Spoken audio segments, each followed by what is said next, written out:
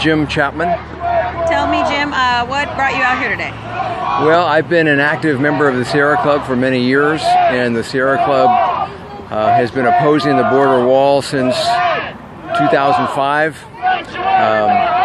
And we feel that the Trump's border wall is bad for people, bad for wildlife, bad for relations with Mexico, and a terrible waste of money.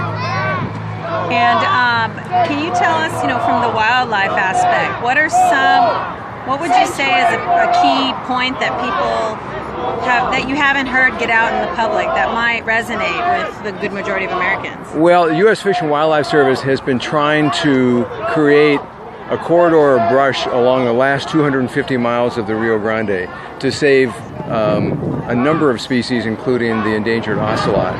And this wall is slicing right through refuge tracts. So it is keeping wildlife from, sometimes the river is the only source of water. You're keeping wildlife from really the water that will sustain them. So that's the biggest, I think the biggest impact on wildlife is that you're cutting refuges in half. And that's going to be bad no matter how you cut it. So I think it might surprise people to know that the wall would it's actually kind of running contrary to a current program effort that the federal government has to help wildlife.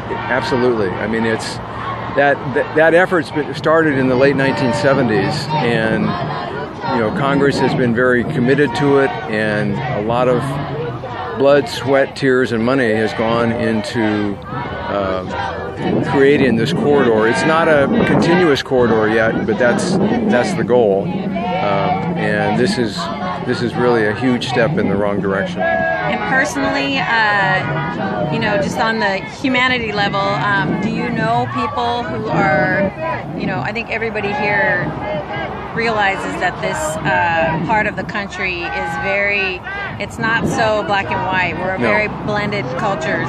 We have friends and family who have been here for 20, 25 years and maybe don't have their papers.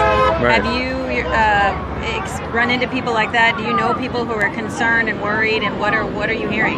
Yeah, absolutely. And I think you're right that it's not a black and white issue. If you take I worked with Mexican American families for 30 years in the medical field, and you'll have one family where you have citizens, and then you have people who are legal residents, and then you'll have people who are not legal residents, and then you have people who were born here to parents that aren't legal residents. So it's a tremendous mix, and the rest of the country thinks it's just black and white. I mean, there's and it's really not that way at all.